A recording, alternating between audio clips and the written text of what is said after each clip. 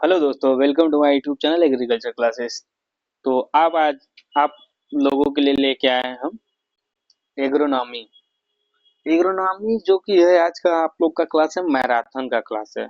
Marathon का class में आप लोग को एग्रोनॉमी पूरा एक ही लेक्चर में सब मिल जाएगा, जो कि आप लोगों को कोई दूसरा लेक्चर देखने की जरूरत नहीं होगी। तो वहां से आप लोग एक बार एग्रोनॉमी अगर देख लेते हैं तो बीएससी एग्रीकल्चर का जो फर्स्ट सेमेस्टर का एग्रोनॉमी है पूरा कंप्लीट हो जाएगा। देखिए, एग्रोनॉमी का ये मतलब होता है कि आप उसमें सब पढ़ेंगे। एग्रोनॉमी पढ़ेंगे, उससे रिलेटेड सॉइल साइंस पढ़ लेंगे, उससे रिलेटेड आप लोगों का ये फॉरेस्ट्री भी थोड़ा बहुत आ जाता है, इंजीनियरिंग का भी टॉपिक कुछ आ जाता है। ठीक है, इसमें आप लोग को सब कुछ थोड़ा थोड़ा देखने को मिलता है। और हम आशा करते हैं कि ये वीडियो अगर आप लोग देख लेते हैं तो आप लोग को कोई डाउट नहीं रह जाएगा। अगर भी उसके बावजूद अगर आप लोग को कोई डाउट रहे तो हमारे कमेंट टैब में आप लोग जरूर बताइएगा, वहां से आपके डाउट को क्लियर किया जाएगा। रही बात कि आप लोग को नोट्स भी हमारे चैनल के माध्यम से आप लोग को मिल ही जाएगा। डिस्क्रिप्शन में लिंक मिलेगा, वहां से आप लोग डाउनलोड कर सकते हैं। ठीक है, तो हम स्टार्ट करते हैं सीधे अपना फर्स्ट सेमेस्टर का एग्रोनॉमी। एग्रोनॉमी जो कि आज आप लोगों का है मैराथन का क्लास। इस मैराथन में आप लोग को एग्रोनॉमी हम पूरा खत्म करवा देंगे, उम्मीद करिए बस।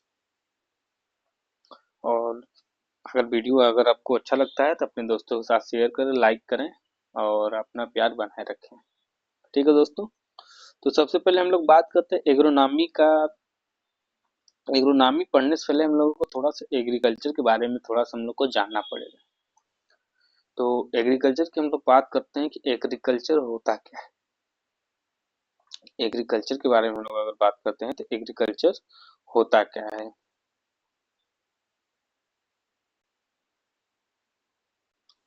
ये जो एग्रीकल्चर है, एग्रीकल्चर में आप लोग को पता ही नहीं चाहिए कि एग्रीकल्चर का डिफिनेशन क्या होता है।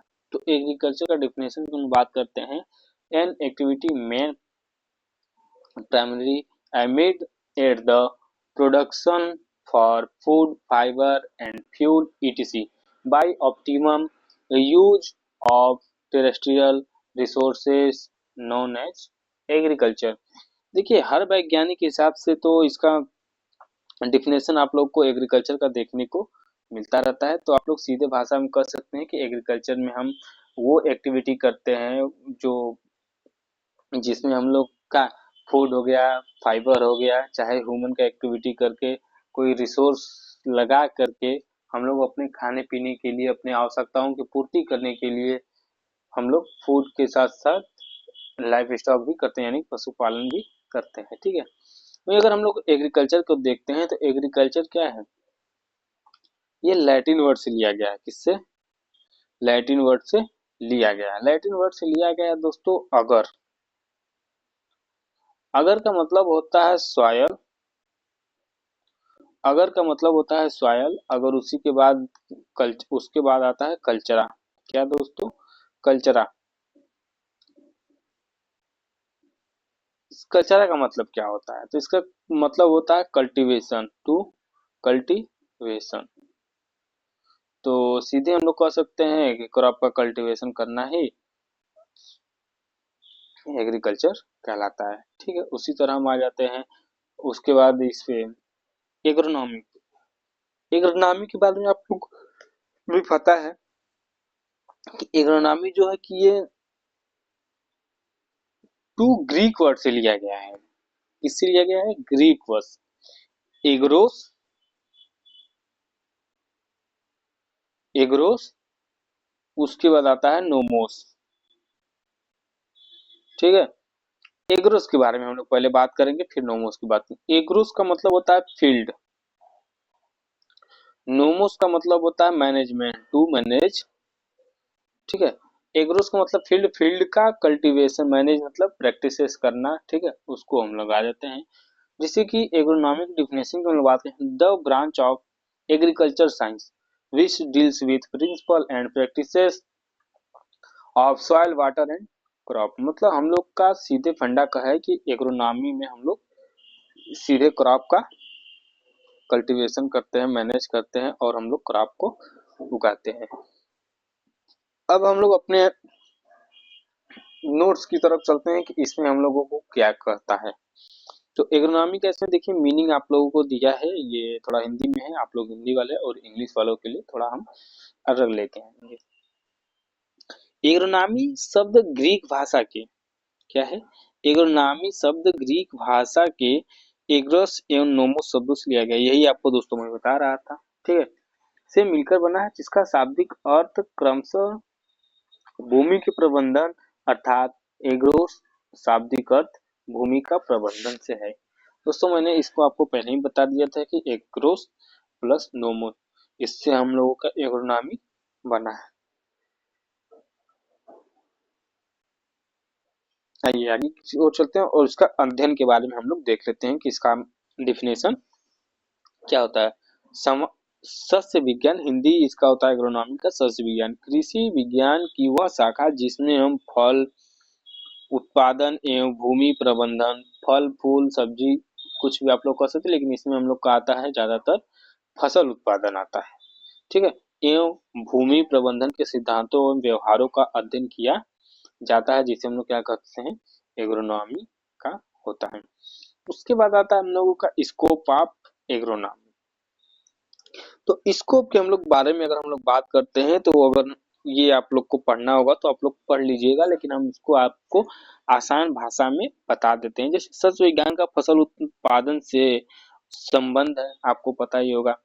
यह हमारे देश में जनसंख्या अरबों खरबों है, कितना है, अरबों खरबों तक है, लेकिन इसको हम लोग खेती करते हैं जिसमें हम लोग फसल की उत्पादन करते हैं, ठीक है, जिससे कि उन लोगों का हम लोग पालन पोषण कर सके, यानी कि उनको खाने के लिए उपलब्ध हो सके, ठीक है, ये होता है। जैसे कि हम लोग सबसे पहले बात करते हैं खाद्यान्न उत्पादन के क्षेत्र में, जैसे कि दाल हो गए, तेल हो गए, ठीक है, उसके बाद कुछ जैसे क्रॉप का नाम ले लेते हैं, राइस हो गया, मेज हो गया, मस्टर्ड हो गया, सोरगम हो गया, सोयाबीन हो गया, काउपी हो गया, याम हो गया, स्वीट पोटैटो हो गया, बीट रूट हो गया, कैबेज हो गया, कैरट हो गया, शुगर केन हो गया, शुगर बीट हो गया, मेज नाइपर ग्रास हो गया, कोकोनट हो गया, बनाना हो गया, मैंगो हो गया, ये सब हो जाता है इसमें, ठीक है। ये होते हैं खाद्यान्न वाले क्षेत्र में, इनका क्या रोल है, क्या स्कोप है, मतलब फसलों वाले में जो इससे हम लोग का खाने पीने का काम होता है, उसमें इसका क्या क्षेत्र है, इसके बारे में आप लोग अच्छे से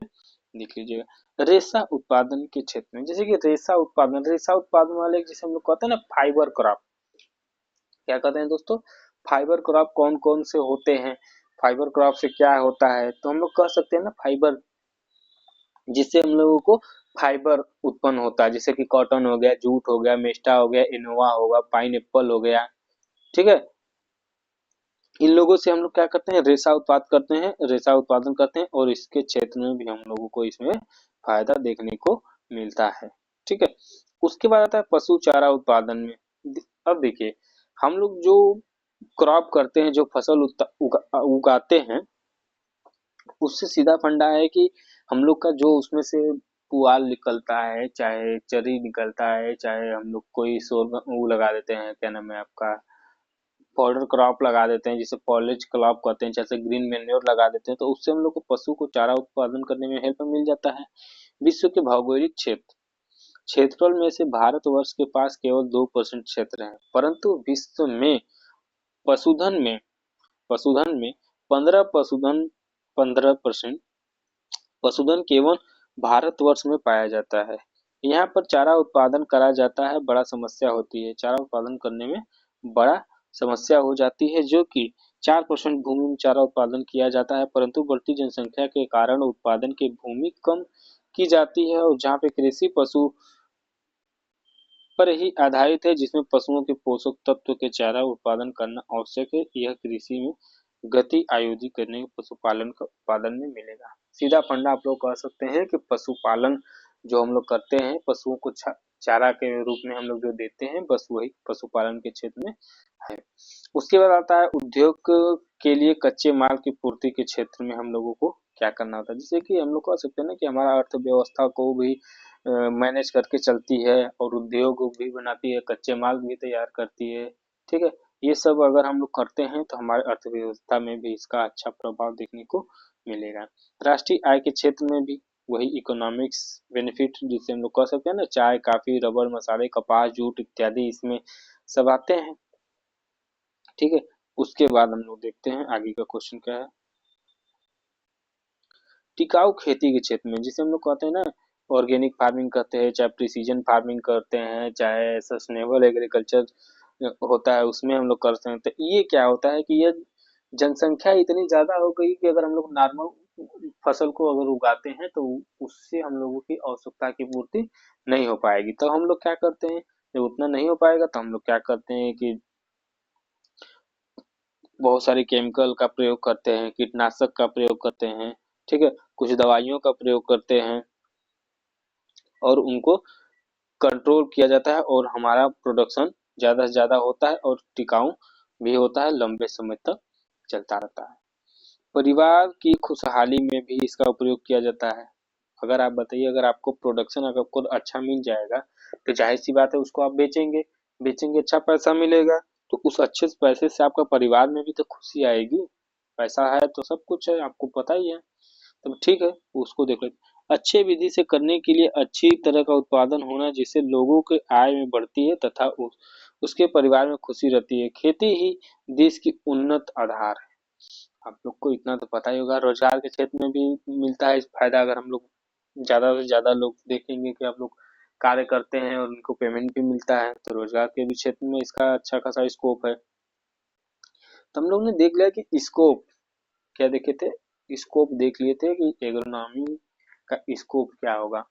एग्रीकल्चर के बारे में थोड़ा बहुत हम लोग ने जाना, एग्रोनॉमी के डिफिनेशन के बारे में जाना, उसके बाद उसके स्कोप में देखे कि उसका स्कोप कहाँ कहाँ पे है। ठीक है, रोजगार के क्षेत्र में है, परिवार को खुशहाली करने में भी क्षेत्र है, टिकाऊ खेती के क्षेत्र में भी इसका उपयोग आप लोग को देखने को मिलता है। फिर उसके बाद आता है राष्ट्रीय आय के भी क्षेत्र में, उद्योग के लिए कच्चे माल की पूर्ति के लिए भी हम लोगों को तैयार करते हैं, पशु के चारा के रूप में भी प्रयोग करते हैं, रेशा के उत्पादन करने में भी करते हैं, खाद्यान्न उत्पादन करने के क्षेत्र में भी है। ठीक है, ये एग्रोनॉमी का डिफिनेशन हुआ था ये वाला। ठीक है, उसके बाद इसके बारे में हमने जाना था कि इसके लैटिन है, नोमोस है, किस भाषा से एग्रोस और नोमोस शब्दों से मिलकर बना है, जो ग्रीक वर्ड है। ठीक है, उसके बाद मैंने एग्रीकल्चर के बारे में थोड़ा बहुत बताया था। अब हम चलते हैं अपने नेक्स्ट टॉपिक की ओर, जो कि हम लोगों का दूसरा टॉपिक है। इससे अगर आप लोगों को क्वेश्चन आता है तो देखिए, पेपर में दो ही क्वेश्चन, एक तो आएगा पहले की इम्पोर्टेंस का है एग्रोनॉमी का, ठीक है, स्कोप का है, और उसके बाद डिफिनेशन क्या है, किस भाषा से लिया गया है, इसके बारे में आप लोगों को लिखना होगा। फिर आता है हम लोगों का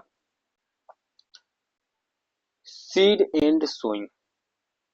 सीड सोइंग से आप लोग का भी देखेंगे, यहाँ से तो कम से कम 10 10 नंबर, 8 से 10 नंबर का इससे क्वेश्चन आप लोगों को देखने को मिल जाता है। 5-6 नंबर उधर देखने को मिल जाता है, और लॉन्ग में चले जाएंगे तो 10 नंबर का क्वेश्चन उधर भी मिल जाता है। ठीक है, तो इधर हम लोग देखते हैं सीड सोइंग। सीड सोइंग देखने से पहले हम लोग जानेंगे कि सीड होता क्या है, सीड क्या होता है, उसके बाद हम लोग सोइंग के बारे में देखेंगे। सीड का मतलब होता है दोस्तों, जिसे हम लोग कहते हैं बीज, लैंगिक अथवा वानस्पतिक रूप से प्रभावित रोपण सामग्री जो बुआई और रोपण के लिए उपयोग की जाती है एवं जिसकी कीट व्याधियों को का भी संक्रमण नहीं होता तथा जिसे सही बोने से अच्छी पैदा संख्या प्राप्त की जा सकती है। देखिए, आसान भाषा में हम आपको बता देते हैं, ये डिफिनेशन बहुत लंबा हो जाता है। सीड का मतलब होता है जिसको हम लगाएं और उससे हम लोग का वो फर्टाइल हो और उससे हम लोग को एक क्रॉप तैयार होकर मिल जाए। सीड का सेम मतलब यही होता है कि उसमें आप लोग देखेंगे सीड को जर्मिनेशन करने के बाद फ्लावरिंग फ्रूटिंग भी उसमें देखने को मिलती है। ठीक है, सीड का जर्मिनेशन के बारे में मैंने आपको बताया, तो सीड जब लगेगा तो वो जाहिर सी बात है कि उसका जर्मिनेशन होगा ही। तो अंकुरण जिसे हम लोग कहते हैं, जर्मिनेशन क्या होता है, एक बीज भ्रूण से अनुकूल परिस्थितियों में से समान पौधे को देने के सक्षम होता है तथा नन्हे पौधे को बाहर निकलने एवं विकसित करने का अंकुरण कहलाता है। जाहिर सी बात है, सीडी जब लगाएंगे आप लोग तो वो फर्टाइल होगा, फर्टाइल होने के बाद जर्मिनेशन होगा तो एक पौधा बाहर निकलेगा। ठीक है, और उसका विकास होगा और उसी को हम लोग क्या कहते हैं, सॉरी जर्मिनेशन करते हैं, यानी कि अंकुरण कहलाता है। उसके बाद हम लोग ने सीड के बारे में जान लिया। उसके बाद हम लोग बात करते हैं इसकी इम्पोर्टेंस क्या है। ठीक है, इम्पोर्टेंस की हम लोग बात करते हैं। देखिए कि सीड का इम्पोर्टेंस हो चाहे एग्रोनॉमी का, फर्स्ट सेमेस्टर में सेम क्वेश्चन यहीं से देखने को मिलता है, कहीं बाहर से क्वेश्चन देखने को नहीं मिलता है। तो हम लोग बात करते हैं बीज अपनी जाति की रक्षक एवं समर्थक है। ठीक है, उसके बाद आता है यदि बीज शुद्ध नहीं है तो उसमें अन्य फसल मिश्रण, तो उसमें उत्पादन मूल्य कम मिलेगा। जाहिर सी बात है, अगर उसमें आप लोगों को मिश्रित आप लोग देखेंगे, शुद्ध फसल नहीं है, मतलब अच्छी प्रकार का सीड नहीं है, अगर उसको आप सोइंग करेंगे तो उसमें से आप लोग को फायदा होगा नहीं होगा। जितना पोषक तत्व तो आप मेन प्लांट को दे रहे हैं, ज्यादातर दूसरा प्लांट लेके चला जाएगा। बीज ही एक ऐसा कारक है जो अच्छे उत्पादन के लिए किसान को सबसे अधिक ध्यान चाहता है। मतलब अगर आप लोग एक सीड लगा रहे हैं तो आपको ज्यादा उसमें फोकस करना पड़ेगा, ज्यादा ध्यान देना पड़ेगा, ज्यादा से ज्यादा उसमें आप लोग को समय देखना पड़ेगा। सोइंग समय के साथ साथ उसकी फर्टिलिटी कैसी है, उसमें आप लोग को कितना इरिगेशन करना पड़ता है। जब तक कि वो एक प्लांट के रूप में तैयार ना है तब तक उसको बहुत ज्यादा आप लोग को ध्यान देना होगा, अपेक्षा टू प्लांटिंग क्रॉप। जो प्लांटिंग क्रॉप होते हैं उसमें उतना आप लोग को ध्यान नहीं दिया जाता है, इसलिए कि वो जर्मिनेशन के टाइम जब बच्चा छोटा रहता है दोस्तों तो आपको उसमें बहुत ध्यान देना पड़ता है। वहीं जब चलने फिरने खाने पीने लगता है तो उसमें आप लोग उतना नहीं ध्यान देते हैं। तो ठीक उसी तरह जब आप सीड लगाएंगे तो बहुत ज्यादा आप लोग को ध्यान देने को कहता है। अच्छे बीज के गुण, अच्छे बीज के जो गुण होती है, जाहिर सी बात है एक अच्छा गुण वाले बीज को हम लोग कैसे पहचानेंगे। ठीक है, और उसको कैसे पता करें कि देखिए पहले तो आता है जेनेटिक प्योरिटी, उसके बाद आता है भौतिक। ठीक है, फिर उसके बाद जैसे कि हम लोग कोई फील्ड लेके आते हैं, क्या नाम है कि सीड दुकान से लाएंगे तो पहले उसके बारे में पूरे उस पैकेट पे जो लिखा है उसको एकदम अच्छे से पढ़ेंगे, देखेंगे कि वो सर्टिफाइड सीड है कि नहीं है, सरकार द्वारा उसको मान्यता मिला है कि नहीं मिला है। ठीक है, उसमें से जितना भी एडवांटेज वीड होंगे उनको हटाएंगे, मतलब जितने भी खरपतवार होंगे उनको हटाएंगे। ठीक है, उसके बाद हम लोग उसके बारे में देखेंगे। जैसे कि आता है ना फिजिकल, जो सीड होता है फिजिकल शुद्धता, जिसे भौतिक शुद्धता जिसे हम लोग कह सकते हैं। जैसे कि हम लोग इसके बारे में देख लेते हैं थोड़ा सा। जेनेटिक्स प्योरिटी अलग होता है और फिजिकल भौतिक शुद्धता अलग होती है। जैसे बीज दूसरे फसलों के अपेक्षा खरपतवार के बीजों से मुक्त होना चाहिए। मैंने आपको बताया पैकेट आप खोलेंगे तो वहां पे वीड जो खरपतवार होते हैं उनको पहले आप साफ करेंगे। ठीक है, होनी चाहिए। एक अच्छी गुणवत्ता वाले बीज को अकर कंकड़, पत्थर, फसल अवशेष, मिट्टी या धूल शामिल नहीं होना चाहिए।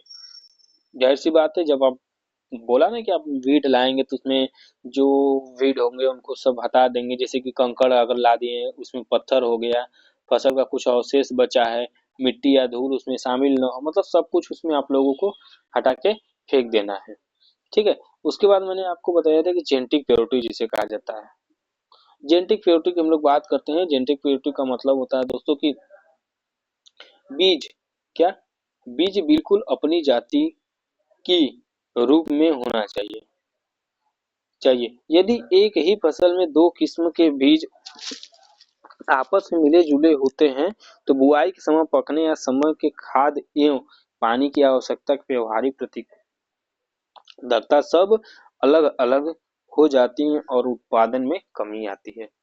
देखिए जाहिर सी बात है, आपका अगर जेनेटिक प्योरिटी अच्छा सीड नहीं होगा, अच्छा जीन अगर उसमें नहीं होगा तो वो सीड टॉलरेंस वैरायटी नहीं होगी, हाइब्रिड वैरायटी नहीं होगी, तो क्रॉप को अगर फील्ड में लगाएंगे तो वो उतना सूखा सहन नहीं कर पाएगी या फिर इरिगेशन अच्छे से नहीं ले पाएगी, तो वो ज्यादा मात्रा में नुकसान होने का डर रहता है।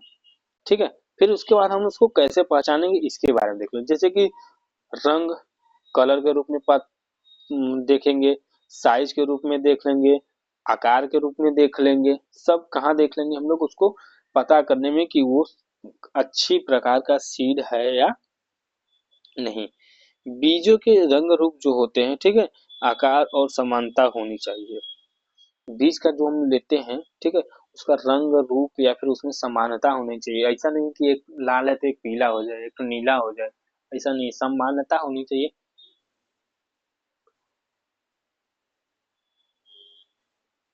और अच्छी ढंग का होना चाहिए, क्योंकि जो पौधे छोटे बीजों से निकलते हैं वो कमजोर है और उनका विकास अच्छे से नहीं हो पाता है। ठीक है, इसमें क्या दिया है आपको, जो प्लांट होते हैं, जो बीज होते हैं, जब किसी पौधे से निकलते हैं, क्या करते हैं, किसी पौधे से निकलते हैं तो वो सीधा, आप लोग को पता होना चाहिए कि विकास अच्छे से नहीं हो पाता है। ठीक है, उसके बाद हम लोग बात करते हैं बीज में नमी की उपयुक्त मात्रा। जब हम लोग कोई सीड खरीदते हैं तो जाहिर सी बात है कि उसमें नमी का परसेंटेज देखना हम लोगों को जरूरी होता है। बीज में उपस्थित जो नमी होती है उसके बारे में हम लोग को अच्छे से ज्ञान होना चाहिए कि इतना परसेंट हम लोग को नमी होना चाहिए, जिससे कि हम लोग क्रॉप को लगाएंगे और हमारा बीज अच्छे से ग्रो कर पाएगा। बीजों की उपस्थिति नमी की मात्रा एवं अंकुरण का सीधा संबंध है। यदि बीज ज्यादा सूखे हों तो बीज का भ्रूण मर सकता है। अतिरिक्त यानी कि बीज में नमी की मात्रा अधिक हो तो उससे विभिन्न प्रकार के कवक या संक्रमण भी देखने को मिलता है। जाहिर सी बात है, देखिए दोस्तों, नमी अगर आप लोग ज्यादा रखेंगे बीज में तो हमारा क्रॉप ज्यादा मात्रा में खराब हो जाएगा, सॉरी, सीड सड़ जाएगी। अगर नहीं रखेंगे तब भी हमारा सीड मर जाएगा, यानी कि सूख जाएगा। तो हम लोग को नमी परसेंटेज ध्यान में रख के, जैसे कि 9 से 13% कम से कम नमी हम लोग को देख के रखना पड़ता है। और हर सीड का जो मॉइस्चर परसेंटेज होता है वो अलग अलग होता है। ठीक है, बीज को परिपक्व हो, देखिए, जो हम लोग बीज लाएंगे वो एक परिपक्व हो, एक अच्छा हो, एक लंबे समय तक चल पाए। ये नहीं कि हम लोग कोई भी सीड उठा के लेके चलो गए, मतलब वो मैच्योर हो चुका, फर्टिलाइजेशन हो चुका है, वो फर्टाइल हो गया, बस वो क्या है ना कि हम क्रॉप लगाएं, सीड लगाएंगे, सीड का सोइंग करेंगे और वो उभरना शुरू कर देगा। उसमें अच्छी प्रकार की गुणवत्ता होनी चाहिए। ठीक है, उसके बाद हम लोग देखेंगे बीज में जो उसमें परसेंटेज जो होता है उसके बारे में हम लोग थोड़ा सा बात। तो जो उसमें बीज की अच्छी गुणवत्ता होती है उसमें हम लोग को अच्छे से ध्यान देना चाहिए। बीज में अच्छी अंकुरण क्षमता होनी चाहिए। अंकुरण क्षमता मतलब जर्मिनेशन अच्छा होना चाहिए। बीज रोग रहित होना चाहिए, मतलब उसमें जल्दी से रोग न लगे, रोग रोधी हो जाए, ठीक है, प्रतिरोधी हो जाए, टोलरेंस वैरायटी हो। ठीक है, बीज सुसुप्त न हो, मतलब मॉइस्चर परसेंटेज उसमें ज्यादा ना हो ताकि वो सुसुप्ता अवस्था में न जाए। बीजों के प्रकार की हम लोग बात करते हैं तो बीजों के वो स्वभाव होते हैं ताकि अपनी जान वाली सावधानियां के आधार पर बीजों को निम्न प्रकार से वर्गीकृत किया गया हो। नाभिकीय बीज जिसे हम लोग कहते हैं, जैसे सीड के प्रकार, जैसे कि क्लासिफिकेशन अगर हम लोग सीड की करते हैं तो मुख्य रूप से 3 होते हैं। एक होता है न्यूक्लियर सीड, ठीक है, यानी कि उसके बाद आता है ब्रीडर सीड, उसके बाद आता है आपका फाउंडेशन सीड और उसके बाद आता है सर्टिफाइड सीड। मुख्य रूप से ये 4 होते हैं। तो पहले हम लोग सबसे पहले बात करते हैं ब्रीडर, सॉरी, न्यूक्लियर सीड क्या होते हैं। देखेंगे न्यूक्लियर सीड ज्यादातर आप लोगों को उसमें क्या नाम है, आनुवांशिक शुद्धता, भौतिक शुद्धता एकदम 100% देखने को मिलती है। कितनी परसेंट? 100% आप लोग को उसमें जेनेटिक्स और फिजिकल प्योरिटी देखने को मिलती हो। यह प्रजनन मुख्य रूप से पहली बार किया जाता है, विकसित किया जाता है, जो कि इसमें पूरा का पूरा प्रयोग किया, पूरा का पूरा प्रयोग कहाँ देखने को मिलता है? पूरा फील्ड पे ही, सॉरी, रिसर्च सेंटर में आप लोग को देखा जाता है और वहीं पे इसका हम लोग क्या करते हैं? उपयोग करते हैं। उसके बाद हम लोग बात करते हैं जेनेटिक्स, सॉरी, ब्रीडर सीड की हम लोग बात करते हैं। ब्रीडर सीड क्या होते हैं? ब्रीडर सीड, आप लोग को पता है कि इसमें भी जेनेटिक्स प्योरिटी और फिजिकल प्योरिटी दोनों आप लोगों को 100% देखने को मिलती है। ब्रीडर सीड क्या होता है? ब्रीडर सीड जो होता है वो ज्यादातर ज्यादातर क्या, मतलब पूर्ण तरह से रिसर्च सेंटर में ही उपयोग किया जाता है, जो कि ब्रीडर लोग करते हैं, जो साइंटिस्ट लोग करते हैं। और ये सीड हम लोगों को नहीं मिलता है, ठीक है, ये सीड मिलता है किसको? सिर्फ ब्रीडर को। उसके बाद हम लोगों का आता है दोस्तों फाउंडेशन सीड। ये फाउंडेशन सीड जो था बीज उत्पादन के उत्पादित बीज को आधार बीज कहते हैं। जैसे प्रजनन, जैसे हम लोग ना न्यूक्लियर सीड होता है, ठीक उसी तरह आता है ब्रीडर सीड। उसके बाद उससे हम लोग जो रिसर्च करके जो ब्रीड निकालते हैं, जो सीड निकालते हैं, उसको हम लोग क्या कहते हैं, फाउंडेशन सीड कहते हैं। ये सब आप लोग सीड टेक्नोलॉजी पढ़ेंगे, वहां आप लोगों को यहाँ इसके बारे में पूरा डिफिनेशन आप लोगों को एक अच्छे ढंग से मिलेगा। तो हमारे यूट्यूब चैनल एग्रीकल्चर क्लासेस से आप लोग बने रहिएगा, वहां पे आप लोग को हर सब्जेक्ट को कवर किया जाता है। ठीक है, इसमें भी आप लोग को जेनेटिक्स प्योरिटी कम से कम 99% आप लोग को देखने को मिलती है। और वहीं पे अगर हम लोग बात करते हैं फिजिकल प्योरिटी की, तो उसमें भी आप लोगों को 99% देखने को मिलती है। वहीं अगर हम लोग सर्टिफाइड, जो कि लास्ट हम लोगों का सर्टिफाइड सीड क्या होती है, सर्टिफाइड सीड की हम लोग बात करते हैं दोस्तों, तो ये जो प्रमाणित बीज होती है, किसानों के लिए उपलब्ध कराया जाता है। किसके लिए? किसान इसका उपयोग करते हैं और किसान ही उपयोग कर पाते हैं। इसके लिए हम लोग क्या करते हैं, न्यूक्लियर सीड, ब्रीडर सीड, क्या नाम है, रजिस्टर सीड, उसके बाद आता है सर्टिफाइड सीड। सर्टिफाइड सीड जब आता है तो ये क्या करता है कि दोस्तों, ये किसानों के लिए आता है। नेशनल जो आती है राष्ट्रीय बीज निगम, इसके द्वारा इसको प्रमाणित किया जाता है। और उसके बाद इसको राज्य कृषि या उत्पादन योजना के अंतर्गत किसानों के द्वारा पैदा किए जाते हैं, ताकि ये सर्टिफाइड सीड का उपयोग हम लोग कहाँ करते हैं, जो किसान करते हैं उसको हम लोग क्या करते हैं, सर्टिफाइड सीड करते हैं। बाकी सीड आप लोग को नहीं मिलता है। ठीक है, हम लोगों ने सीड देखा था, अब उसके बारे में जानेंगे सीड सोइंग क्या होता है। सीड को लाए हैं तो उसका बुआई भी हम लोगों को करना पड़ेगा। देखिए, यहाँ पे तो दो ठो लिखे हैं, लेकिन अभी आप नीचे चलते जाएंगे उससे वैसे आप लोग को और देखने को मिलता जाएगा। जैसे आता है छिड़काव विधि, ब्रॉड कास्टिंग मेथड, कतार बुआई, लाइन सोइंग मेथड। ठीक है, पहले हम लोग बात करते हैं कि ब्रॉड क्रॉस्टिंग या फिर छिड़काव विधि होता क्या है। ब्रॉडकास्टिंग आप लोग किसानों को देखे होंगे कि वो क्या करते हैं कि वो बड़ा सा थैला ले लेते हैं, थैला में सीड को रखते हैं और उसमें कुछ डाई और यूरिया का भी प्रयोग कर लेते हैं, मतलब मिक्स कर लेते हैं। उसके बाद अपने हाथों से छिड़कते रहते हैं, जिसे क्रिस क्रॉस मेथड कहा जाता है। क्या होता है? क्रिस क्रॉस मेथड भी कहा जाता है। एक बार ऐसे दाहिने से फेंकेंगे तो एक बार बाएं से फेंकेंगे, एक बार लेफ्ट से एक बार राइट से, उसको हम लोग क्या कहते हैं, क्रिस क्रॉस मेथड, यानी कि हम लोग कह सकते हैं ब्रॉडकास्टिंग छिड़काव विधि। मतलब उसमें आप लोगों को कोई आवश्यकता नहीं होती है, ना ही कोई नॉलेज की आवश्यकता होती है, बस आप सीड लेंगे और उसको फील्ड में फेंक देंगे। उससे डिसएडवांटेज की हम लोग बात करते हैं। डिसएडवांटेज उसमें क्या होती है, जो सीड हम लोग फेंकते हैं वो देखेंगे अपने सॉइल पे ही रहती है और उसको चिड़िया चुग के खत्म कर देती है। तो ये उसका डिसएडवांटेज हो जाएगा, यानी कि ऊपर ऊपर सीड आप लोगों को देखेंगे तो ज्यादातर खराब ही देखने को मिलता है। जैसे बरसीम हो गया, धान हो गया, लूसन हो गया, बाजरा हो गया, सरसों हो गया, तिल हो गया, और ये सब का प्रयोग हम लोग क्या करते हैं, क्रिस क्रॉस मेथड, यानी कि उससे हाथ से छिड़कने का काम कर सकते हैं, यानी कि फील्ड में पूरा बिखेरने का काम कर देते हैं। हानिया के बारे में आप लोग को बताया था कि यह आसान एवं सस्ती विधि है। इसके लाभ के बारे में ये सॉरी तो लाभ के बारे में देखिए, इसमें ना ही कोई एक्सपीरियंस की आवश्यकता होती है, ना ही कोई टेक्नोलॉजी की आवश्यकता होती है, ना ही हम लोग को कुछ करने की होती है। बस वीड को लिए और तुरंत छिड़क देते हैं खेत में और हो जाता है हमारा बुआई। तो ये सबसे आसान विधि होती है। ठीक है, बुआई के लिए किसी भी यंत्र की आवश्यकता नहीं होती है, मैंने आपको पहले ही बताया था, कोई टूल्स या टेक्नोलॉजी की आवश्यकता नहीं होती है। इस विधि में कम समय में अधिक बुआई की जाती है।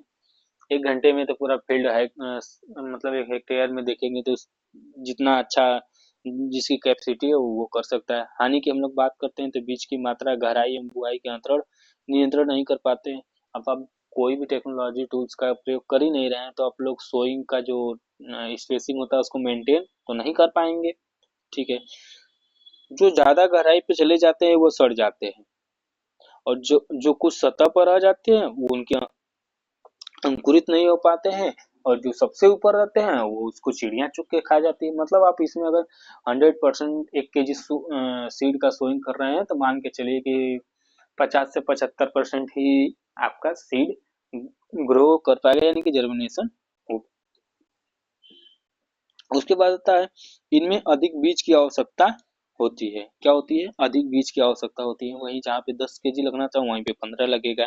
फसल की सिंचाई के लिए अधिक समय लगता है। जब फसल आप लोग करते हैं तो सिंचाई जो मतलब क्रॉप को लगाते हैं तो सिंचाई में भी अधिक समय लगता है। निराई गुड़ाई में बाधा उत्पन्न होती है।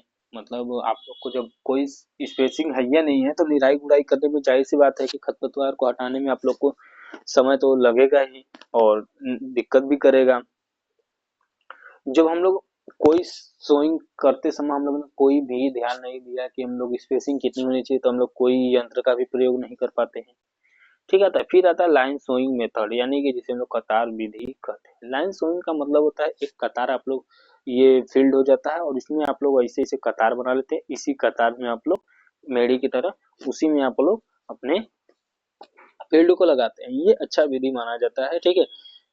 जैसे कि हम लोग इस फील्ड में अगर एक लगा देते हैं लाइन से, हम लोग जिसे लाइन बुआई करते हैं, अब लाइन से लगा देते हैं तो हम लोग अपने खेत में किसी भी इंटर क्रॉप भी कर सकते हैं या फिर कोई अन्य क्रॉप को भी लगा सकते हैं और उस स्थान से हम लोग आने जाने में भी हम लोग को मदद मिलती है। ठीक है। ये होता है इसमें फायदा। तो हम लोग सीधे लाभ के बारे में बात करते हैं। इस विधि में बुआई की मात्रा पर नियंत्रण रख सकते हैं। जब लाइन से हम लोग सोइंग कर रहे हैं, लाइन से बुआई कर रहे हैं तो उसमें हम लोग नियंत्रित उसको कर पाएंगे, सही है। बीज की बुआई अच्छी मतलब अधिक गहराई एवं दूरी को भी मेंटेन कर सकते हैं, कम बेसी कर सकते हैं अपने हिसाब से। विधि छिड़काव विधि तुलना में बीज कम लगते हैं। छिड़काव विधि में 10 की जगह 15 लगता था तो यहाँ पे 10 की जगह 9.5 या फिर 10 ही देखने को मिलता है। फसल में निराई गुड़ाई की आसानी हो सकती है, मैंने आपको पहले ही बता दिया था। ठीक है। बुआई जो होती है वो दक्षता मिलती है और सतही के समय पे कम समय भी लगता है, टाइम भी आप लोगों को कम देखने को मिलता है। फसल की कटाई में भी आसानी होती है। मतलब सीधा सीधा है तो सीधा काम अच्छे से हो जाता है, टेढ़ा काम समय लगता है। ठीक है। उसके हानि की हम लोग बात कर लेते हैं कि जैसे कि यह बुआई एक महंगी विधि होती है। इसमें तो इस टेक्नोलॉजी का आप लोग प्रयोग कर रहे हैं तो महंगा तो होगी ही। बुआई में अधिक समय लगता है। उसमें तो 1 घंटे में पूरा बुआई हो जाती है, इसमें नहीं हो पाएगा 1 घंटे में। बुआई के लिए यंत्र की आवश्यकता पड़ेगी। आप लोग को यंत्र की आवश्यकता तो पड़ेगी ही पड़ेगी। जैसे कि हम लोग बात करते हैं ये 3 प्रकार के होते हैं। समतल बुआई विधि, ठीक है। उसके बाद आता है रोपड़ और उसके बाद आता है मेड़ विधि। यानी कि रोपड़ यानी कि ट्रांसप्लांटिंग मेथड। मैंने आपको बोला था कि आप जैसे जैसे नीचे चलते जाएंगे वैसे वैसे आप लोग को देखने को मिलता रहेगा। समतल बुआई विधि जो होती है, समतल तैयार खेतों में बुआई की निम्न विधियां होती हैं। जैसे कि देसी हल के पीछे बुआई करना। क्या करते हैं हम लोग? देसी हल आप लोग देखे होंगे, जो देसी हल नौहरवा जिसे कहा जाता है, वो जो पेड़ में चलती है तो उसके पीछे हम लोग क्या करते हैं? बुआई करते हैं। ठीक है। जिसे हम लोग क्या कर सकते हैं? देसी हल के पीछे बुआई करना। और इसके बारे में आप लोग ये पूरा पढ़ लीजिएगा, लेकिन एक बार बता के देते हैं। इस विधि में समतल तैयार खेत में देसी हल के माध्यम से बनाए गए कूड़ों में बुआई की जाती है। एक आदमी हल के पीछे कूड़ बनाता जाता है जबकि पीछे से दूसरा आदमी खुले हुए कूड़ में बीज की बुआई करता जाता है। बीजों के बोने के साथ पाटा लगाकर बीजों को ढक दिया जाता है। अब एक बार कूड़ बनाया जाता है, फिर पीछे वाला आदमी उसको मेंटेन किया, मतलब उसमें सोइंग करता है, फिर तीसरे से हम लोग पाटा लगा के इसको ढकते हैं। 3 लोग कर रहे हैं इस काम में, मतलब हल के पीछे बुआई करने में ये काम होता है। फिर आता है डिबलिंग। डिबलिंग में आपको देखिए उससे कम लोगों की आवश्यकता पड़ती है। इस विधि में डिबलर यंत्र के माध्यम से बुआई की जाती है। साधारण यंत्र होता है जिसका आकार आयताकार और एक लोहे की लकड़ी के फ्रेम का बना होता है। यह फ्रेम में कुड़ियां लगी होती हैं। कुटियों में आपसी दूरी भी अधिक करने और वैकल्पिक छेद या अन्य रहते हैं। बीजों के एक हत्था भी लगा होता है। तैयार खेत में यंत्र को हटाकर रखते हैं और कुटियों के कारण तैयार खेत में बने छोटे बुआइयों की आवश्यकता मिट्टी के ढक देते हैं। इसमें आप लोग को पता है कि जो हम लोग का डिबलिंग होता है ये मैकेनिकल मेथड है और इसमें हम लोग प्रयोग करते हैं किसमें? सीड सोइंग के लिए। उसके बाद आता है ड्रिलिंग मेथड। ड्रिलिंग मेथड में वही होता है कि ये जो सीड ड्रिल कम फर्टिलाइजर होता है, इसमें हम लोग ट्रैक्टर बैल चलित या ट्रैक्टर चलित सीड ड्रिल यानी कि सीड कम फर्टिलाइजर ड्रिल के माध्यम से ही की जाती है और इस विधि में बीज के उर्वरक ही कतार में डाले जाते हैं। ठीक है। उसके बाद आता है क्रिस क्रॉस विधि। जिसे हम लोग ऊपर ही पढ़ चुके थे। इस विधि में आर पार की विधि भी कहते हैं। इस विधि में बीजों को दो दिशाओं में समकोण या बुआई करते हैं, जैसे कि ट्रांसपिरेशन या मेड़ विधि के बारे में अब हम लोग देख लेते हैं, यानी कि ट्रांसप्लांटिंग और मेथड। ट्रांसप्लांटिंग के बारे में हम लोग देखते हैं। ट्रांसप्लांटिंग होता क्या है? जैसे आप लोगों ने देखा होगा, नर्सरी तैयार करते हैं हम किसी धान की। क्या करते हैं? धान की नर्सरी तैयार करते हैं। धान की नर्सरी तैयार करने के बाद उसको हम एक स्थान से दूसरे स्थान पे लेके जाते हैं। जब एक स्थान से दूसरे स्थान पे जाएंगे तो वो क्या हुआ? ट्रांसप्लांटिंग तो ही हुआ। तो हम उसको ट्रांसप्लांटिंग मतलब एक स्थान पे हम लोग सीड जर्मिनेशन करते हैं और वो जो बड़ा हो जाता है तो उसको दूसरे स्थान पर ले जाके लगा देते हैं, जिसे हम लोग कहते हैं ट्रांसप्लांटिंग मेथड। ठीक है। उसके बाद आता है मेड़ विधि। जैसे हम लोग कोई क्रॉप लगाते हैं तो देखेंगे कि एक सीक्वेंस में एक मेड़ बना के उसमें लोग लगाते हैं। गांव में आप लोग ने ज्यादातर देखा होगा। तो उसको हम लोग क्या कहते हैं? मेड़ विधि कहते हैं। अब अपने आगे की ओर चलते हैं, हम लोग देखते हैं आगे की तरफ क्या है। ठीक है। अब इसमें दिया है टिलेज और तिल। टिलेज और तिल की हम लोग बात करते हैं तो इसमें से भी आप लोगों को कम से कम 10 क्वेश्चन तो देखने को मिल जाएगा। मतलब एग्रोनॉमी में हर एक टॉपिक से 5 से 10 नंबर का क्वेश्चन आप लोग को पेपर में देखने को मिल जाता है। देखिए, सबसे पहले हम लोग बात करते हैं डिफिनेशन को। हम इतना नहीं पढ़ेंगे, डिफिनेशन पढ़ने में तो वीडियो काफी लंबा हो जा रहा है। तो आप लोग डिफिनेशन एक बार देख लीजिएगा, नोट्स आपको मिल जाएगा डिस्क्रिप्शन में, वहां से डिफिनेशन को पढ़ लीजिएगा और मैं आसान भाषा में आपको टिलेज बता देता हूँ। देखिए, टिलेज का मतलब क्या होता है? टिलेज का मतलब होता है जुताई करना। क्या करना? जुताई करना, यानी कि फसल जो सॉइल होती है उसमें जुताई करना और उसके उलट पलट कर हम लोग क्या करते हैं उसमें, जैसे मिट्टी की जुताई करना, मिट्टी को पलटना, ये जुताई कहलाता है। ठीक है। जुताई कई प्रकार के होते हैं, उसके बारे में हम लोग देखेंगे, जैसे क्लासिफिकेशन ऑफ वर्गीकरण। प्राइमरी भू परिसर मानी कि प्राइमरी टीलेज आता है। प्राइमरी टीलेज का मतलब होता है दोस्तों, जैसे नौहरवा हो गया, इसका प्रयोग हम लोग करते हैं। जैसे कि हम लोग पहले हम लोग का जो सॉइल होता है उसमें हम लोग कभी सोइंग नहीं किए हैं या फिर करते भी हैं। तो जब हम लोग फर्स्ट टाइम जो उसमें काम करते हैं, फर्स्ट टाइम का मतलब होता है दोस्तों कि अभी हम लोग को सीड लगाना है, तो हम लोग क्या किए कि उसमें चल के सोचें कि हल चला देते हैं, डीजल हल चला देते हैं, हैवी डिस्क चला देते हैं, हैरो एंड रोटावेटर का प्रयोग कर लेते हैं। जब हम लोग फर्स्ट टाइम मिट्टी को छेड़ रहे हैं, फर्स्ट टाइम मिट्टी को उलट रहे हैं, फर्स्ट टाइम उसका कल्टीवेशन कर मतलब टिलेज कर रहे हैं, तो उसको हम लोग क्या कर सकते हैं? प्राइमरी टिलेज कहेंगे। ठीक है। इसके उद्देश्य के बारे में हम प्राइमरी टिलेज के उद्देश्य के बारे में हम लोग बात कर लेते हैं।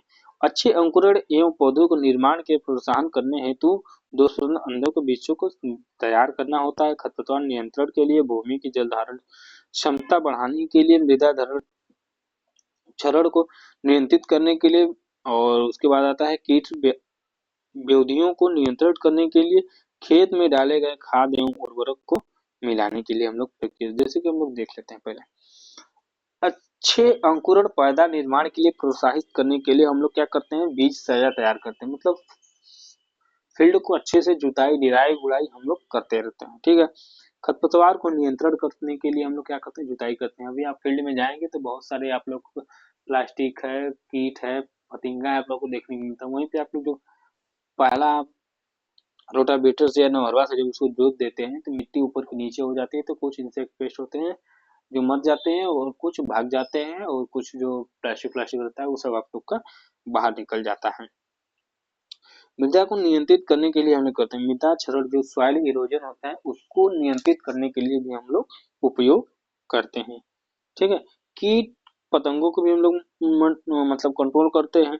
खेत में डाले गए खाद उर्वरकों की भूमि को मिलाने में भी प्रयोग किया। जैसे अब कोई फर्टिलाइजर है उसको हम लोग फील्ड में फेंक देते हैं, तो उसको मिलाने का भी काम हम लोग करते हैं, जो कि है प्राइमरी टीलेज में आता है। उसके बाद हम लोग बात करते हैं सेकेंडरी टीलेज क्या होता है। सेकेंडरी टीलेज के बारे में हम लोग बात कर लेते हैं। सेकेंडरी टीलेज वो टीलेज होता है जो हम लोग प्राइमरी टीलेज की बात करते हैं। जैसे रोटावेटर का प्रयोग किए थे हम लोग, नौहरवा का प्रयोग किए थे, तो हम लोग की जो मिट्टी थी वो टूट चुकी थी, लेकिन उसको भुरभुरा बनाने का कार्य कौन करता है? हम लोग से करते हैं सेकेंडरी टीलेज में, जिसे हम लोग बुरबुरा बनाने का काम करते हैं, उसको हम लोग सेकेंडरी टिलेज में कहते हैं। ठीक है, जैसे कल्टीवेटर का भी उपयोग हम लोग इसमें करके देख लेते हैं, पाटा लगाकर देख लेते हैं। तो ये सब आता है हम लोग का सेकेंडरी टिलेज में, और इसके डेफिनेशन को आप लोग पढ़ लीजिएगा, हम आपको डिस्क्रिप्शन में लिंक जरूर दे देंगे, और इसको पीडीएफ आप लोग वहां से डाउनलोड कर लियो। खरपतवार नियंत्रण के लिए किया जाता है, जाहिर सी बात है, मतलब ऊपरी सतह से हम लोग पूरा खरपतवार को हटा देते हैं, जो सेकेंडरी टिलेज के अंतर्गत आता है।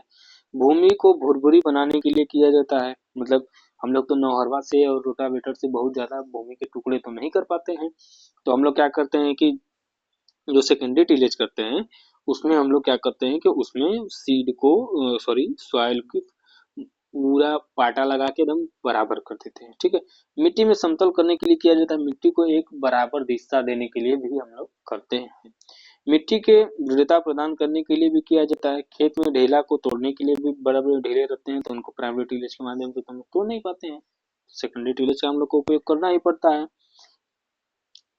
गन्ना, आलू, मूंगफली, केंद्रीय फसलों के लिए मिट्टी को चढ़ाने में भी प्रयोग किया जाता है, जाहिर सी बात है, हम लोग छोटे छोटे जो खुरपी फावड़ा होते हैं ना, इन सब का भी प्रयोग हम लोग सेकेंडरी में कर लेते हैं। ठीक है, जो अधिक भू परिष्करण से हानियां क्या होती, अधिक निराई जुताई करने से हम लोगों का क्या नुकसान होता है, ठीक है, हानियां क्या होती है, उसके बारे में हम लोग यहाँ पे देखते हैं। मृदा क्षरण के बुरे प्रभाव पड़ता है, अगर बार बार मिट्टी को आप लोग छेड़ रहे हैं तो उसमें बुरा प्रभाव पड़ेगा, उसमें के जो सॉइल मॉइस्चर है वो आप लोग का खत्म होने हो जाएगा। अधिक वायु संचार के कारण जीवाश्म पदार्थ में भूमि में कमी आ जाती है, जो जो उसमें और माइक्रो ऑर्गेनिज्म माइक्रो ऑर्गेनिज्म होते हैं वो धीरे धीरे मर जाते हैं और कमी होने लगती है। ठीक है, मृदा की कटाव अधिक हो जाती है, सॉइल इरोजन बार बार होने लगता है, खेत की तैयारी में अभी अधिक समय तक धन लगता है, मतलब खेत को बहुत ज्यादा आप लोग अगर निराई गुड़ाई करते हैं तो अधिक समय के साथ साथ ध्यान भी लगाना पड़ता है। न्यूनतम जो हम लोग छोटे छोटे निराई गुड़ाई करके सॉरी टिलेज करके हम लोग अपने फील्ड को तैयार करके और अपना क्रॉप को उगाते हैं, उससे क्या फायदा होता है। भूमि का कटाव कम होता है, अगर भूमि को आप कब छेड़ेंगे तो कब कटाव देखने को मिलेगा। ठीक है, मृदा की संरचना ठीक रहती है, जाहिर सी बात है, जीवाश्म और पदार्थों की मात्रा में बने रहते हैं, क्या होते हैं, भूमि में जीवाश्म पदार्थ जो होते हैं वो पर्याप्त मात्रा में, मतलब माइक्रो ऑर्गेनिज्म जो होते हैं वो बने रहते हैं। समय एवं श्रम का बचत होती है, मतलब मेहनत भी आपको कम करना पड़ता है और समय भी कम लगता है। उपज भी अच्छी देखने को आप लोगों को मिलती है।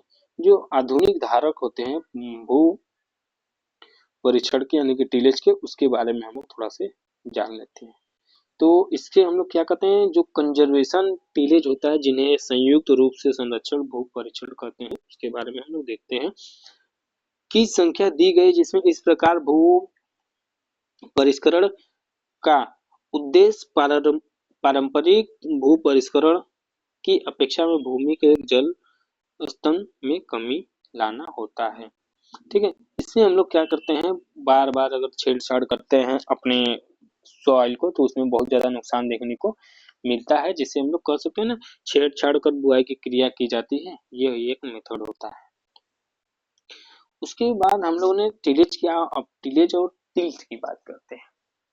जो टिलेज हम लोग किए तो उसमें तो पता ही था कि हम लोग मृदा को एकदम तोड़ दिए, पटोर दिए, सॉइल के लिए सोइंग के लिए तैयार कर रहे थे। टिल्थ क्या होता है, जो हम लोग टिलेज किए हैं उसमें जो फिजिकल चेंजेस आपको देखने को मिला है, जो बदलाव आपको देखने को मिला है, भौतिक दशा बदलती हुई जो उसको आप लोग को दिखी है, वही हम लोगों का टिल्थ कहलाता है। यहाँ से आप लोग को 10 नंबर का क्वेश्चन फिक्स आता है दोस्तों, टिलेज और टिल्थ से।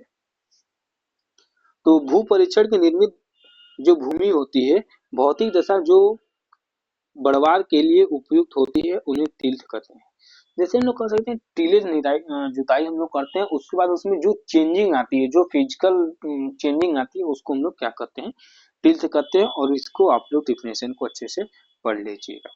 जो टिल्थ के गुण कौन कौन से होते हैं, भू क्षरण के निर्मित भूमि के अच्छी भौतिक दशा को टिल्थ में निम्न गुणों में होनी चाहिए, जैसे कि भूमि में कोमल होनी चाहिए, मतलब कोमलता होनी चाहिए, मुलायम होनी चाहिए, ठीक है। उसके बाद हम लोग तिल्थ करते हैं, मतलब जब हम लोग सोइंग कर रहे हैं उसके पहले तो तिल्थ किया जाता है।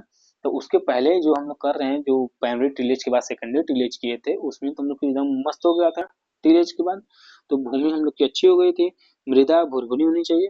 पाटा लगाएं आप, रोटावेटर चलाएं, तो जाहिर सी बात है आप लोग का पूरा एकदम अच्छे से हो गया था। मृदा समुच्च में जल एवं वायु संरक्षण सहने की क्षमता होनी चाहिए। आप लोगों ने प्राइमरी टिलेज सेकेंडरी टिलेज किया, ये तो मृदा आपकी अच्छी तरह से हो ही गई है। भूमि में वर्षा जल धारित करने की कच्चा शक्ति नहीं होनी चाहिए, ठीक है। भूमि में पानी के सोखने की क्षमता में होनी चाहिए, मतलब जो आप निराई गुड़ाई कर ही रहे हैं, टीएच किए किए, प्राइमरी टीएच किए, सेकेंडरी टीएच किए, तो मतलब आपकी मिट्टी सोइंग के लिए तो एकदम तैयार हो गई है। तो उसमें जल धारण क्षमता, मतलब सोखने की क्षमता तो अच्छी हो गई है। मृदा में केंद्रीय कोशिश रंध्र होने चाहिए, उसमें हल्के हल्के छिद्र होने चाहिए मृदा में, मतलब नाइट्रोफिकेशन हो सके, हवा का प्रभाव हो सके। वृद्धि भूमि में कब्र कब्र मृदा संरक्षण होनी चाहिए, ताकि जिसमें वायु समुच्चयों का आकार 1.5 mm होना चाहिए, ठीक है दोस्तों। अब हम लोग बात करते हैं अपने प्लांट ज्यामिति जियोमेट्री के बारे में। इससे तो क्वेश्चन आप लोगों को उतना देखने को मिलता नहीं, लेकिन इसको आप लोग थोड़ा थोड़ा पढ़ लीजिएगा। जैसे कि भूमि पौधे के वितरण पद्धति, आवश्यकता प्रत्येक पौधों को उपलब्ध क्षेत्र में आकृति और पौधे की ज्यामिति कहते हैं। तो इसमें से आप लोगों को बहुत ज्यादा क्वेश्चन देखने को मिलता है, एक का दो क्वेश्चन आ जाता है, नहीं तो उससे भी कम ही देखने को इसमें मिलता है। तो इस पे आप लोग ज्यादा फोकस ना ही करें तो ठीक है। जैसे कि हम लोग उसके बारे में थोड़ा सा देख लेते हैं। फल के बीजों पौधे में कई प्रकार से बोया जाता है, ठीक है। बीजों की बुआई या पौधे की संख्या रोपण करने से, प्रत्येक पौधे के रोपण की बोने से अधिक लगाने की विधि के आधार पर अलग अलग आकृति के क्षेत्र उपलब्ध होते हैं। यह क्षेत्र गोलाकार, वर्गाकार, आयताकार या घनाकार हो सकता है। इन सभी आकृतियों को घनाकार बुआई के सबसे अधिक पौधा संख्या आती है, ठीक है दोस्तों। प्लांट पॉपुलेशन या फिर क्रॉप पॉपुलेशन क्या होती है? जैसे कि प्लांट पॉपुलेशन का मतलब होता है पौधों की संख्या, डिपेंड करता है उसकी वैरायटी, उसके मतलब सॉइल की दूरी कितनी है, क्षेत्रफल कितना है, उसके ऊपर देखने को मिलता रहता है। इसको आप लोग देख लीजिएगा। उसके बाद आता है पांचवा हम लोग का क्रॉप न्यूट्रिएंट्स, मतलब पौधे में पोषक तत्व की भी तो आवश्यकता देखने को मिलेगी दोस्तों।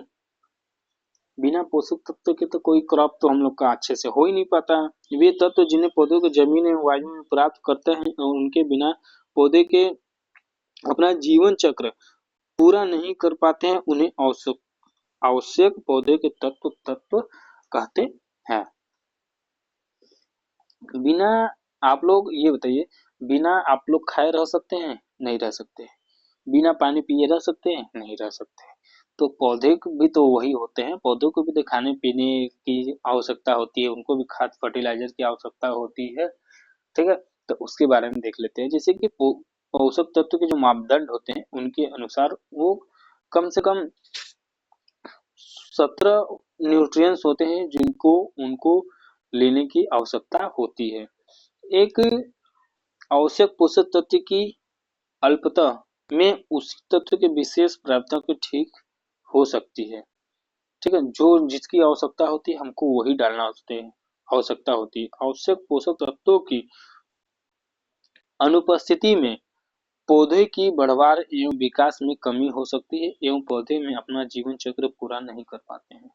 अगर जिस चीज की कमी होती है उसकी वजह से पौधा सूख जाता है, मर जाता है और वो अपना जीवन पूरा नहीं कर पाता। वह तत्व विशेष सीधे रूप से पौधे के पोषक तत्वों उपचय क्रिया पे संबंध रखता है, ठीक है।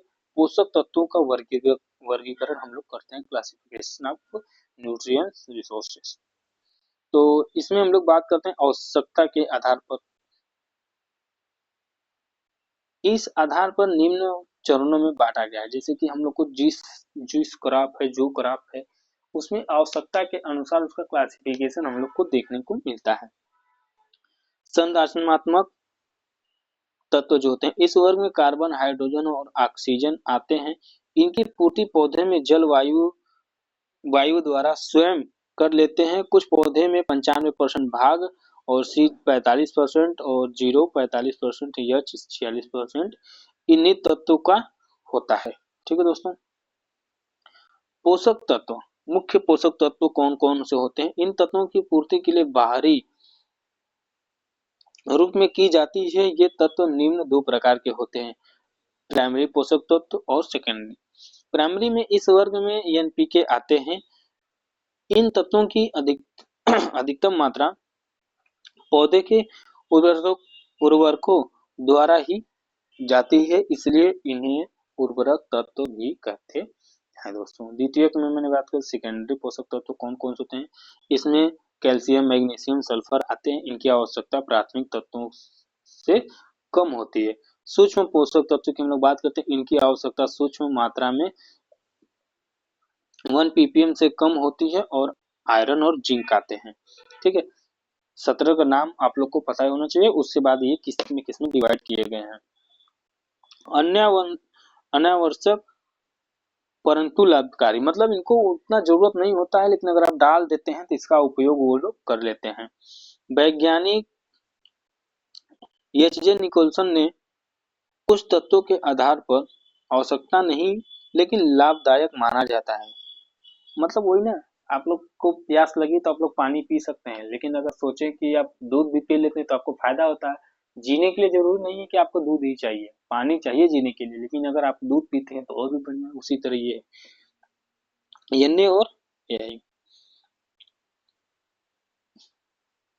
पौधे के विभिन्न भाग पर प्रकट होने वाली कमी लक्षण के आधार पर होते हैं। जैसे कि कलिका पर लक्षण प्रकट करने वाली बी और सी होता है। नई पत्तियों में लक्षण पर प्रकार करने वाले यस यू, ठीक है, यस यू, एम एन और एफ ई।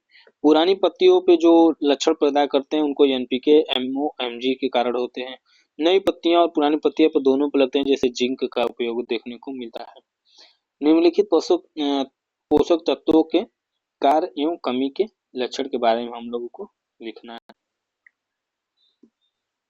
पहला में आता है नाइट्रोजन। नाइट्रोजन की हम लोग बात करते हैं, वो क्या क्या कार्य करते हैं जो हमारे फसल में, हमारे क्रॉप में देखने को मिलता है। जैसे पौधे की वानस्पतिक वृद्धि तथा हरा रंग प्रदान करना। जैसे क्लोरोफिल का निर्माण में नाइट्रोजन में पौधे के कार्बोहाइड्रेट के उपयोग में वृद्धि करता है। ठीक है। साग सब्जियों में हरे चारे की गुणवत्ता में सुधार करता है। ये सब कौन करता है दोस्तों? नाइट्रोजन। उसके बाद आता है कमी। अगर इसकी कमी हो जाती है तो पौधों में क्या नुकसान देखने को हम लोगों को मिलता है। जैसे कमी के लक्षण में हम लोग पाते हैं पौधे की निचली पत्तियां पीला हो जाती हैं। ठीक है। पौधे में बौना रह जाता है। धान में फसल में कल्ले कम फूटते हैं। ठीक है। ये सब हो जाता है और उसका अलग अलग देखने को मिलता है। मैन्योर एंड फर्टिलाइजर, खाद एवं उर्वरक की आवश्यकता भी हम लोगों को कहाँ देखने को मिलती है? अपने फील्ड में, अपने खाद को, ठीक है, वहां पे हम लोगों को देखने को मिलती है। तो उसके बारे में हम लोग देखते हैं। मैन्योर, खाद एवं मैन्योर पौधे में एवं जानवरों के कार्बनिक अवशेषों को अपघटित के रूप में खाद प्रदान करते हैं। खाद कहते हैं, यानी कि हम लोग कह सकते हैं ना, जो पौधे एवं जानवरों के कार्बनिक अवशेषों से अपघटित रूप में खाद को खाद कहते हैं। खाद पौधों के लिए आवश्यक सभी पोषक तत्वों को कम या अधिक मात्रा में धारण करता है। इस वर्ग में कंपोस्ट, गोबर खाद, तिलहनी, खलियां, हरी खाद, जीव जंतुओं के अवशेष, मल मूत्र निर्मित खादों के सम्मिलित है। वर्गीकरण की हम लोग बात करते हैं। जैसे खादों के उनके स्वभाव, आकार का वर्गीकरण किया गया है। कुछ खादों में पौधे के अवशेषों में कुछ जीव जंतुएं, अवशोषित पौधों में एवं जंतु दोनों निर्मित अवशेषों से बनाई जाती हैं। इनमें से कुछ कम पोषक तत्वों वाले, कुछ में सांद्र रूप में विद्यमान रहते हैं। गंधों के आधार पर माना जाता है हुए खादों को वर्गीकरण किया जाता है। जैसे कि पौधे के जनित खादें जो होती हैं, जैसे कि स्थूल खादें, हरी खादें, पत्तियों का खाद, पौधे के अवशेषों की खाद, लकड़ी का बुरादा, समुद्री घासों की घास आदि। उसके बाद आता है संद्रित खाद्य, जैसे तिलहनी, खलियां, गन्ना का रस, मैल, राख और सीरा। उसके बाद आता है जंतु जनित, जैसे जंतुओं द्वारा हम लोग को देखने को मिलता है, जैसे कि गोबर, स्थूल खाद जो होते हैं, गोबर की खाद हो गई, मानव विष्ठा हो गया, गोबर गैस हो गया, या फिर गौरव हो गया। और आता है संद्रित घाड़े जो होते हैं, हड्डी का चूरा, मछली का चूरा, कुक्कुट का तिला, रक्त चूर्ण होता है। उसके बाद आता है हम लोग का मिश्रित खाड़े जो होते हैं, कंपोस्ट, ठीक है, हरी कंपोस्ट, शहरी कंपोस्ट, गड्ढे में नाली द्वारा पानी, गड्ढे नाली का गारा, कृत्रिम कंपोस्ट। ये जैसे कि हम लोग ना मिश्रित खाते क्या होते हैं, जैसे कंपोस्ट हो गया, शहरी खाद हो गया, जिसे हम लोग टाउन कहते हैं, ठीक है, और फार्म कंपोस्ट हो गया, गड्ढे में नाली का जो पानी बहता है वहां से हो जाता है, गंदे पानी का पानी हो गया है, कृत्रिम कंपोस्ट तैयार करते हैं, ठीक है। उसके बाद आता है गोबर का खाद, यानी कि फार्म यार्ड जिसे कहते हैं, और compost, sorry, farm yard manure दूसरा होता है और वही टाउन मैन्योर दूसरा होता है।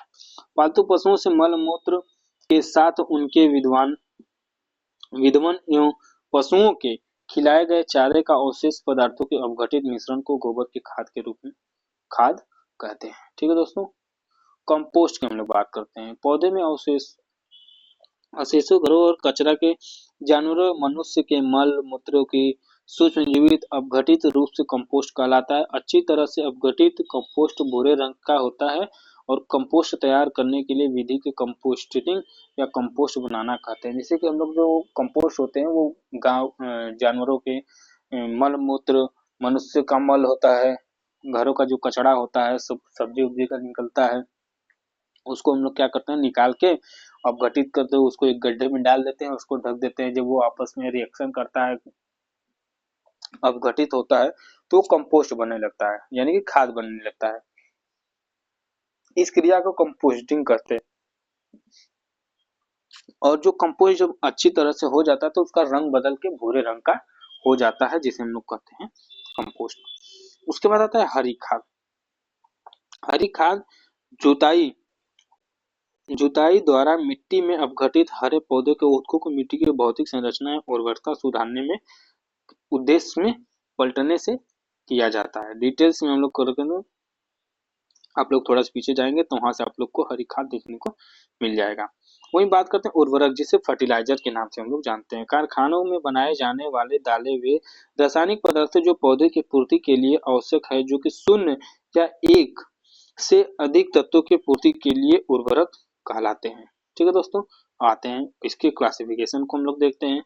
पोषक तत्वों की उपस्थिति के आधार पर उर्वरकों को तीन वर्गों में बांटा गया है। एकल उर्वरक, जटिल उर्वरक, उसके बाद आता है मिश्रित उर्वरक। पहले देख लेते हैं जो एकल उर्वरक होता है। वे सभी उर्वरक जिनमें किसी भी एक पोषक तत्व की पूर्ति होती है एकल उर्वरक कहलाते हैं। जैसे कि यूरिया, नाइट्रोजन इसमें 46% देखने को मिलता है। जटिल उर्वरक की हम लोग बात करते हैं। ये उर्वरक कम से कम दो तत्वों की पूर्ति करते हैं, जैसे रासायनिक रूप से तैयार किया जाता है। इन्हें दो वर्गों में बांटा गया है, द्वित्वधारी और तीन तत्वधारी। जैसे कि ये मनुष्य के तत्वों की पूर्ति के लिए, जैसे डीएपी, और ये तीन होते हैं। इसमें आता है इको 12:32:16, 12:32:16 इसका रेशियो होता है। मिश्रित जो उर्वरक होते हैं, जैसे कि इन्हें भौतिक रूप से मिलाकर तैयार किया जाता है। इन्हें दो वर्गों में बांटा गया है, अपूर्ण मिश्रण उर्वरक, उसके बाद आता है पूर्ण मिश्रित उर्वरक। इन उर्वरकों की नाइट्रोजन, फास्फोरस, पोटेशियम, मैग्नीशियम किसी भी तत्व की पूर्ति यूरिया के साथ पोटाश। उसके बाद आता है मिश्रित। इसमें उर्वरक तीन प्रकार के तत्वों की पूर्ति के लिए होती है, जैसे नाइट्रोजन, फास्फोरस के साथ पोटाश का प्रयोग हम लोग करते हैं। नाइट्रोजन धारी उर्वरक कौन से होते हैं? इन उर्वरकों को चार भागों में विभाजित किया जाता है।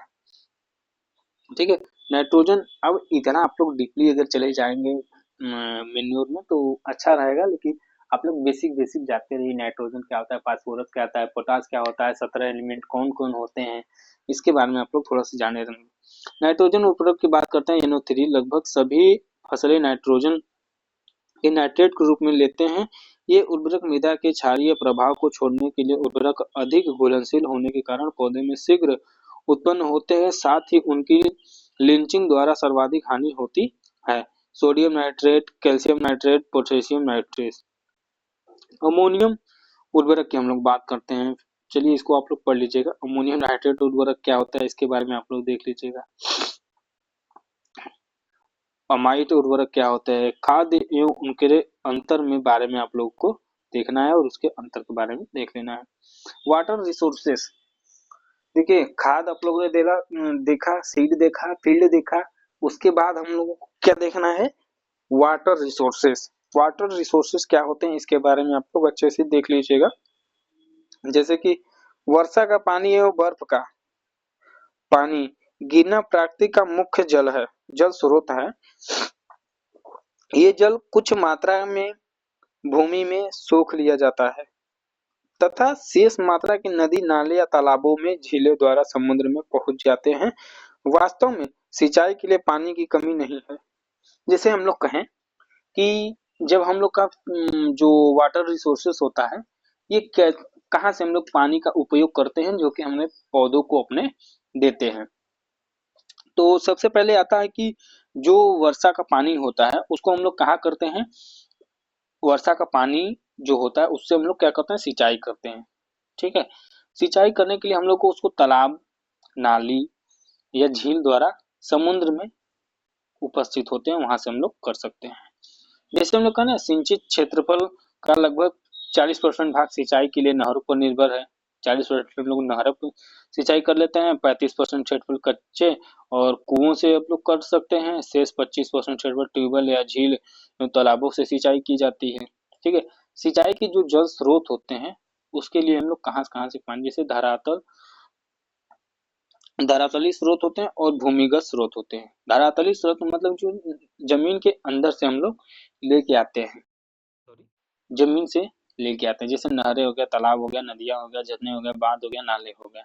यहाँ से हम लोग क्या होते हैं, धरातली स्रोत होते हैं। और भूमिगत मतलब जमीन के अंदर, जैसे कुआं हो गया, हस्तचलित नल हो गया, नलकूप हो गया और पाताल तोड़ कुआं हो गया। ये जो होते हैं ये दो जगह से आते हैं, जैसे जल के ऊपरी सतह से।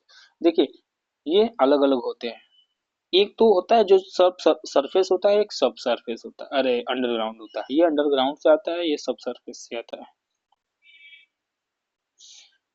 थोड़ा डिटेल्स में आप लोग यहाँ से देख लीजिएगा, पढ़ लीजिएगा अच्छे से। सॉयल वाटर का जो रिलेशन है, मृदा में जल का जो संबंध है, इसके बारे में हम लोग अच्छे से देख लेते हैं। किसी स्थान पर सिंचाई व्यवस्था के अधिक उपयोग करने के लिए उस क्षेत्र का मृदा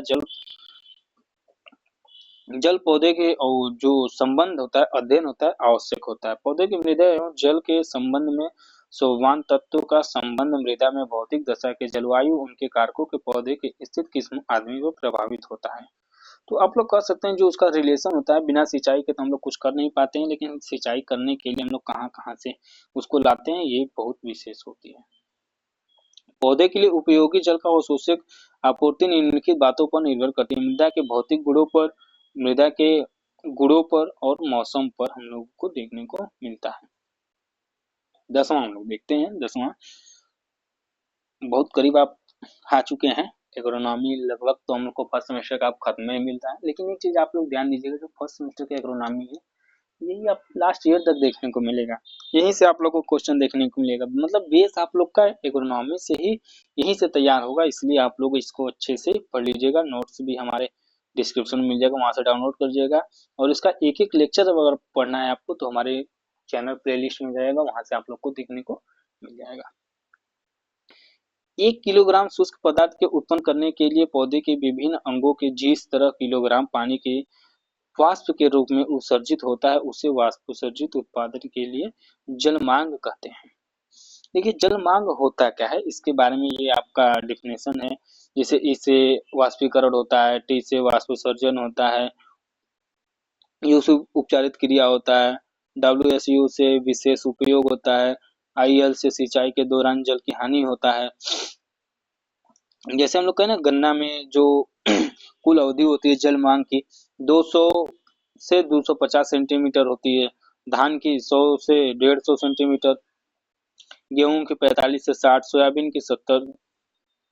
फसलों के जल मांग प्रभावित करने वाले कारक, जैसे कि हम लोग जो जल मांग होते हैं वो प्रभावित कैसे कर सकते हैं, जैसे टेम्परेचर आप लोग, तापमान आप लोग बढ़ा दीजिए तो वाष्पोत्सर्जन ज्यादा होगा, पानी ज्यादा उड़ेगा फील्ड से, तो हम लोग को पानी की आवश्यकता ज्यादा होगी। तो ये किस पे डिपेंड करता है, तापमान पे। किस पे, तापक्रम, टेम्परेचर। कम होगा तब भी दिक्कत, ज्यादा होगा तो भी दिक्कत। तो आप लोग देख लीजिएगा, वायुमंडल में तापक्रम में अधिकता होने से पौधे की जल मांग बढ़ती है। अगर ज्यादा ताप टेम्परेचर होता है तो पौधे का जो पानी होता है वो जल्दी सूख जाता है और ज्यादा हम लोग को पानी की आवश्यकता होती है, तथा तापक्रम में कम होने के जल मांग घटती है।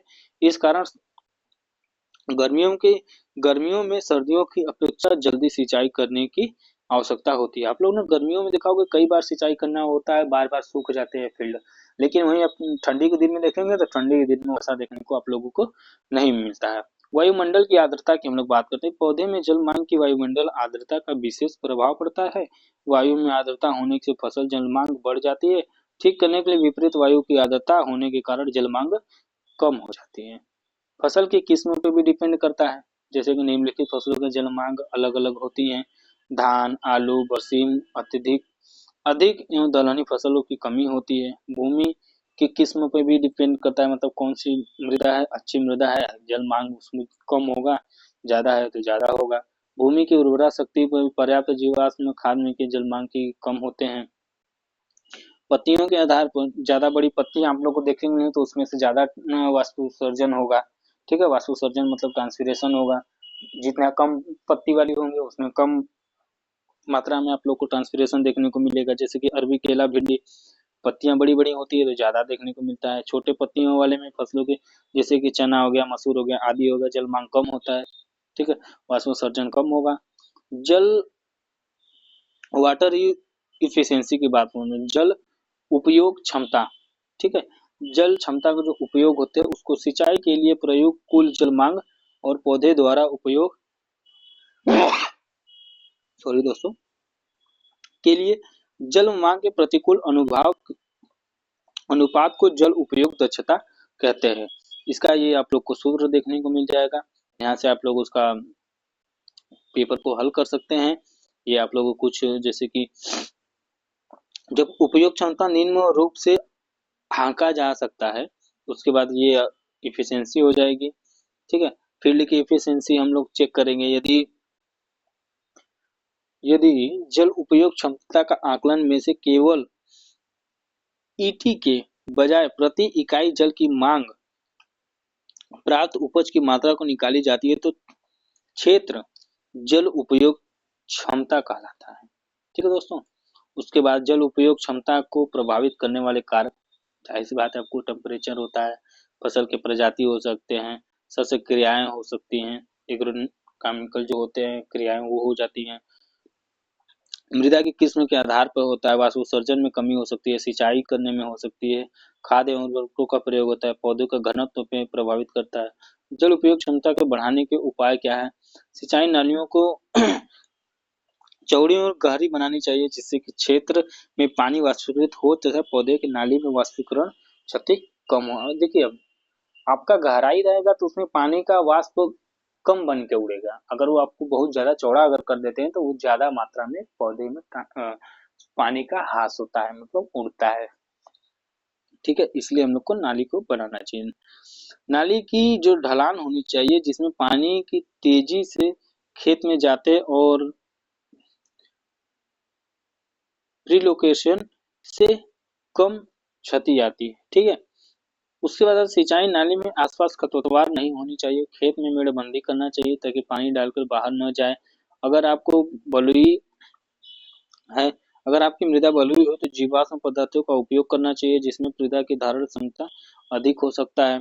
यदि संभव हो तो नालियों में पंक्ति बनाकर सिंचाई करना चाहिए। यथासंभव खेत में खरपतवार होनी चाहिए। सिंचाई के बौछारी या ड्रिप विधि का उपयोग करना चाहिए। उपयोग दक्षता हो सकती है। 12 आप लोग देख लेते हैं। सिंचाई schedule criteria and method. Irrigation के बारे में हम लोग देख लेते हैं। इरिगेशन के बहुत सारे जो विधियां होती हैं अलग अलग होती हैं। ठीक है, वो विधि अलग थी, ये विधि अलग। सिंचाई की जो विधियां, जैसे हम लोग कह सकते हैं ना, सिंचाई का सीधा मतलब आप जान जाइए कि हमारे क्रॉप को पानी देना ही सिंचाई कहलाता है। जैसे कि भूमि में कृत्रिम रूप से पानी देने को सिंचाई कहते हैं। जाहिर सी बात है, आर्टिफिशियली तरीके से हम पानी दे रहे हैं, नेचुरल तो हो नहीं रहा है, तो हम लोग उसको क्या कहेंगे, सिंचाई कहेंगे। सिंचाई की विधियों की हम लोग बात करते हैं। सतह सिंचाई।